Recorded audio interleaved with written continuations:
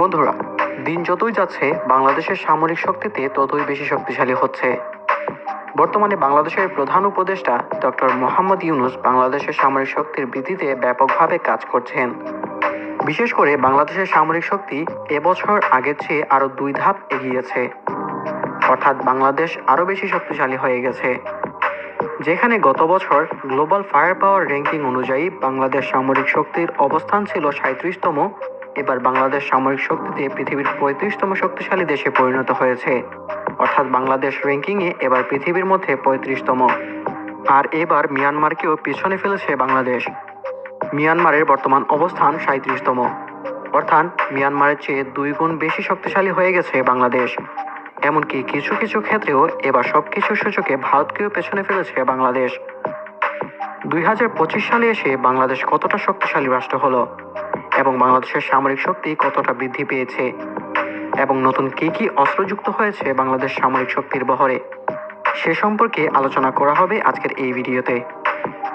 Global fire পাওয়ার ranking অনুযায়ী 2025 সালে এসে বাংলাদেশের সামরিক বাজেট $4.3 মিলিয়ন, যা গত বছরের চেয়ে অনেকটাই বেশি বাড়ানো হয়েছে।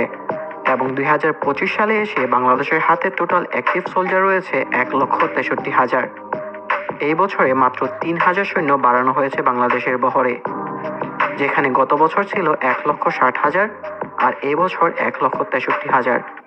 এবং বাংলাদেশ সেনাবাহিনীর হাতে যুদ্ধ ট্যাঙ্ক রয়েছে 320টি, আর্মড ভেহিকল রয়েছে 11,584টি, সেলফ প্রোপেলড আর্টিলারি রয়েছে 56টি, টয়েড আর্টিলারি রয়েছে 546টি এবং MLRS বা রকেট আর্টিলারি রয়েছে 110টি। এই হলো বাংলাদেশ সেনাবাহিনীর সামরিক শক্তি। এবার আমরা বাংলাদেশ নৌবাহিনীর সামরিক শক্তি সম্পর্কে জানব। 2025 সালে এসে বাংলাদেশ নৌবাহিনীর হাতে টোটাল যুদ্ধজাহাজ রয়েছে 118টি এবং এর মধ্যে ফ্রিগেট রয়েছে 7টি, করভেটস রয়েছে 6টি, সাবমেরিন রয়েছে 2টি, পেট্রোল ভেসেলস রয়েছে 61টি এবং মাইন ওয়ারফেয়ার রয়েছে 5টি। অর্থাৎ এবছরে বাংলাদেশ নৌবাহিনীর হাতে তেমন কিছু নতুন কোনো সাবমেরিন যুক্ত হয়নি, শুধুমাত্র কিছু যুদ্ধজাহাজ যুক্ত হয়েছে। আর এ কারণে বাংলাদেশ নৌবাহিনী এবছর অনেকটাই শক্তিশালী হয়ে গেছে। এবার আমরা বাংলাদেশ বিমান বাহিনীর সামরিক শক্তি সম্পর্কে জানব। 2025 সালে এসে বাংলাদেশ বিমান বাহিনীর হাতে টোটাল এয়ারক্রাফট রয়েছে 214টি, এর মধ্যে ফাইটার এয়ারক্রাফট রয়েছে 42টি, ট্রান্সপোর্ট বা ফিক্সড উইং রয়েছে 17টি, ট্রেনার রয়েছে 86টি, স্পেশাল মিশন রয়েছে 4টি এবং হেলিকপ্টার রয়েছে 65টি। বাংলাদেশ বিমান বাহিনীতে এখন পর্যন্ত অ্যাটাক হেলিকপ্টার যুক্ত হয়নি। এই হলো বাংলাদেশ বিমান বাহিনী, সেনাবাহিনী ও নৌবাহিনীর সামরিক শক্তি। এবার আমরা এই সামরিক শক্তি সম্পর্কে আরেকটু ডিটেইলসে জানব। বাংলাদেশ সেনাবাহিনীতে কিন্তু এবছর ব্যাপক অস্ত্রশস্ত্র যুক্ত হয়েছে। বিশেষ করে পাকিস্তান থেকে বিপুল হারে আর্টিলারি সেল, মিসাইল এবং অত্যাধুনিক সব রাইফেলস ও অস্ত্র ক্রয় করা হয়েছে। প্রায় $200 মিলিয়ন সমপরিমাণ অস্ত্র পাকিস্তানের কাছ থেকে ক্রয় করা হয়েছে, যেগুলো বাংলাদেশের হাতে এসে পৌঁছেছে। ফলে বাংলাদেশ সেনাবাহিনী এখন আগের চেয়ে অনেক শক্তিশালী হয়েছে এবং বর্তমানে বাংলাদেশের আর্টিলারি বহরে বেশ কিছু নতুন আর্টিলারি যুক্ত হয়েছে নতুন অনেকগুলো যুদ্ধ ট্যাঙ্ক, যেগুলো এখনো গ্লোবাল ফায়ার পাওয়ারে যুক্ত হয়নি। হয়তো আগামী বছর গ্লোবাল ফায়ার পাওয়ারে সেগুলো যুক্ত করা হবে, তখন বাংলাদেশ সামরিক শক্তিতে আরও এগিয়ে যাবে। এছাড়া বাংলাদেশ সেনাবাহিনী বর্তমানে সারা বিশ্বের জুড়ে তাদের দায়িত্ব পালন করছে। যেহেতু দেশের অবস্থা খুব একটা ভালো নয়, তারপরেও যে বাংলাদেশ সেনাবাহিনী শক্ত অবস্থান তৈরি করেছে এবং নিজেদের আরও বেশি শক্তিশালী হিসেবে গড়ে তুলেছে, সেটা সত্যিই প্রশংসার।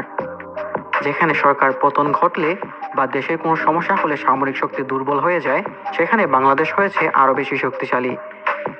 এতে তা প্রমাণ করে যে বাংলাদেশ ভবিষ্যতে সামরিক শক্তিতে পৃথিবীর মধ্যে একটি সুপার পাওয়ার দেশ হিসেবে পরিণত হবে। এবার আমরা জানব বাংলাদেশ নৌবাহিনীতে এই বছর কি কি অস্ত্র যুক্ত হয়েছে।